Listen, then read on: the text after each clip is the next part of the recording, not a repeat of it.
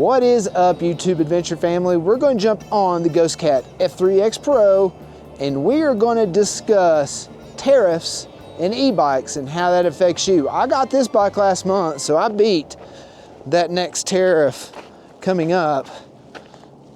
And I'm going to give you all some advice today on how to save some money. And also hang on to the end because I got some really good info to save you even more money on whatever e-bike you buy. So let's jump on the Ghost Cat F3X Pro and talk about tariffs and how they affect you and how they affect prices of e-bikes in 2025. Let's go. All right, boys and girls, let's talk e-bikes and tariffs and what's going on right now. And I'm just gonna break it down and make it super simple for you in rich dummy terms, also known as layman terms.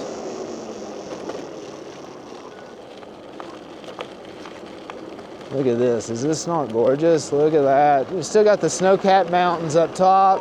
Ski resorts are still full.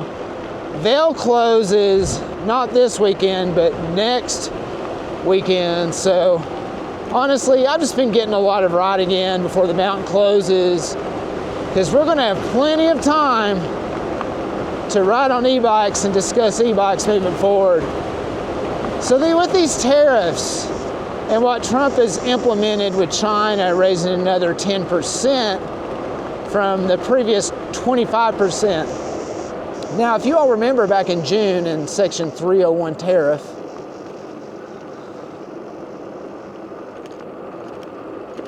the price, I think, rose from 18% to 25%. And that was just like some kind of like, you know, expiration date on the Section 301 tariffs. Now, that did cause e-bike manufacturers to, you know, raise prices anywhere between $100 and $150, you know, 7% increase or whatever. Well, with a 10% increase this last time that he's implemented, and this isn't necessarily going to affect current stock with these e-bike companies, it's going to affect future stock. So basically whatever's coming across from late February to now in these containers are going to be that extra 10%. You're looking at a 35% tariff. Now what a tariff is it's a tax. It's a tax on the e-bike. And that happens at the port. Getting ready for pickleball season, looks like. Now, with that tariff, aka tax, that usually happens at the port. So you can't get your shipment until you pay it. So that's just the way that works. You just don't get what you ordered until you pay that tariff. So it going up another 10%, and it's 35% now. I mean, you could do the math.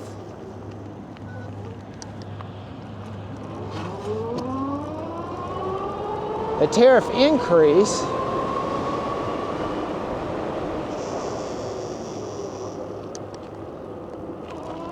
of 10%, raising it up to 35%, that's basically a tax paid on that bike.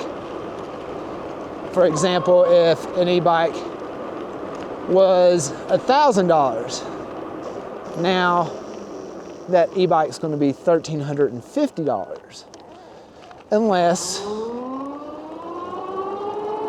the e-bike company absorbs some of that. And I'm sure some of them are going to extend just to capitalize on sales and to keep a decent part of the market, you know, so you're going to see them absorb it. So let's say 20%, all right?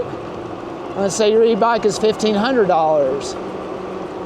Well, with 20%, that's going to make it $1,800 going forward. Now, these are just simple numbers, and I hope everybody could understand the math of, you know, 20%, 25%, 35%, you know, and you add it onto $1,000, it's $350 if it's 35%, it's $200 if it's 20%, and it's $250 if it's 25%. So I'm just keeping it simple and breaking it down so you can get an idea. So you know, the more your e-bike is. For example, if it's $2,000 and the tariff is 25% that you're going to have to eat on your end after the manufacturer eats 10%, then you're looking at $500. And now your e-bike, instead of $2,000, is $2,500. And that's a lot of money. Now, it doesn't stop there. There's talks about these tariffs going up even more. And what it is tariff is usually a kind of political war or even argument, just even kind of just jabs at each other. So it's got political agendas. It's got its reasons, and it's 90% of the time it's amongst other disagreements that have nothing to do with the e-bike at all. It's just there's a lot of money to be made one way or the other, or a way for somebody to lose a lot of money one way or the other. So there's agendas behind tariffs. And that's what we're having right now with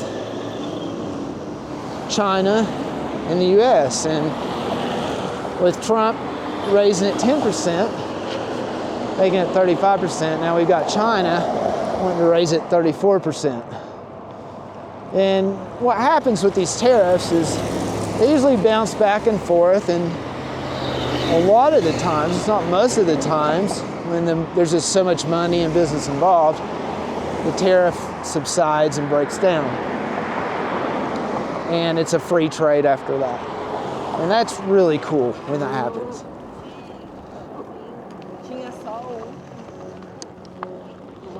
But in the short term, you're getting more of the stick than you are the carrot, so to speak.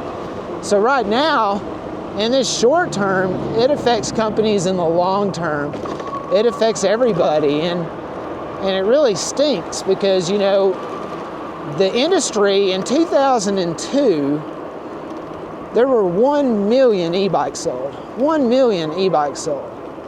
That's a lot of e-bikes. That's a lot of e-bikes for a lot of people. And those numbers have increased since then, and I would love to get the numbers on those. If you know the numbers on 2023 or 2024, that'd be great. I would love to see the numbers on those. But in 2022, there were over 1 million e-bikes sold. That's a lot of e-bikes. So business is great. That's a multiple $1 million industry, if not approaching $1 billion industry. Now, when you put tariffs on things like that are important, it affects the industry a lot. It affects the industry, especially on smaller companies, mom and pop stores and companies. It's really affecting right now, it's really affecting the acoustic bike industry. It's really affecting the gas-powered motorbike industry. I was chatting with a friend when I went back home to Tennessee. When was it? Like last month? No, it's January. I went back home to Tennessee a couple of months ago.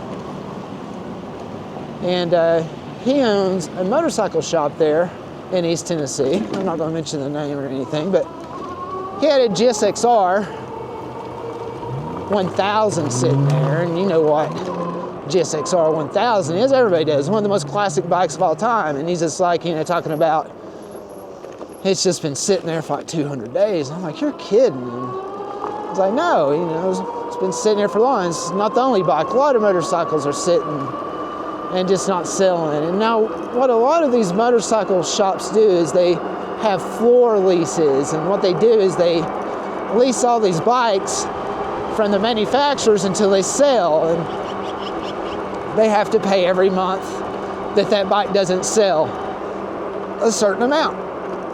And it's like called a floor lease. It's very common practice, actually. But back in the day, I mean, well, not really even back in the day, but just like 10 years ago, you'd have a motorcycle sit on the floor for a couple weeks and it would sell. And sometimes it would sell before it even got on the floor, especially GSXR 1000. But technology and things like that have affected it. But these prices have went up. Like a Honda Rebel right now, like a 750, 800, CC motorcycles, 15 grand right now, and you can't even finance these things. Like, well, you can, but they're turning down about 1 out of every 5 applicants That's insane, man. That's crazy. So it's super hard to get financed on motorcycles, and they're not moving them. And with these tariffs coming, it's going to be even harder on them. Now, it's going to be harder on the e-bikes as well. And I think it's super, super important right now for everyone to really kind of go for it. If you've been considering it, you've been thinking about it, you're kind of on the fence about e-bikes, whatever e-bike it is, I don't care what it is. My suggestion is to jump on it right now, because I think here in about a month or so, finding an e-bike under $1,000 that's even decent, that even has hydraulic brakes, that I think is a mandatory safety issue that should be mandatory for sure, is going to be near impossible. Those e-bikes are going to be $1,200, to $1,300 in the future. That's the reality.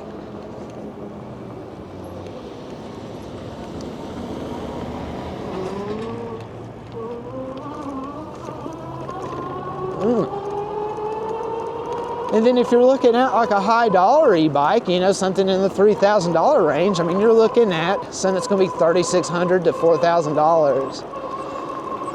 And that's just ludicrous. And then if they jet it up to this 60% bull crap, I mean, you're looking at probably 40 to 50% added on to whatever the retail price is currently.